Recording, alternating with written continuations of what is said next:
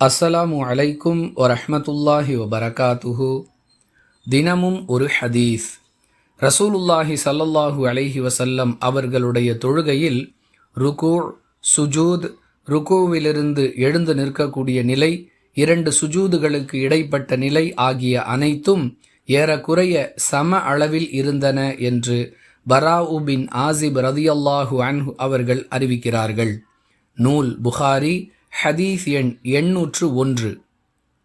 அன்பிற்குரிய அல்லாஹுவின் நல்லடியார்களே, ரசூலுல்லாஹி ஸல்லல்லாஹு அலைஹி வஸல்லம் அவர்களை யாரெல்லாம் தங்களுடைய தொழுகைக்கு முன்மாதிரியாக எடுத்து கொண்டிருக்கிறோமோ அவர்கள் அனைவரும் இந்த ஹதீஸை சிந்தித்து பார்க்க வேண்டும். நம்முடைய தொழுகை இந்த அமைப்பில் இருக்கிறதா? இருக்கிறது என்று சொன்னால் அல்லாஹுவுக்கு நன்றி செலுத்துவோம். இல்லை என்று சொன்னால் நம்முடைய தொழுகையை சரி செய்து கொள்வோம். தனியாக தொழக்கூடிய ஒவ்வொருவரும் இதை கடைபிடிக்க வேண்டும். அவரவர் ஜமாத்தில் கலந்து கொள்ளக்கூடிய பள்ளிவாசல்களின் இமாம்கள் இதை நடைமுறைப்படுத்தவில்லை என்றால் அவர்களுக்கு இந்த நபிமொழியை எடுத்துச் சொல்லி இனியாவது இதை நடைமுறைப்படுத்த வலியுறுத்த வேண்டும். வாஹிர் தஅவானா அனில் ஹம்துலில்லாஹி ரப்பில் ஆலமீன். அஸ்ஸலாமு அலைக்கும் வரஹ்மத்துல்லாஹி வபரகாத்துஹு.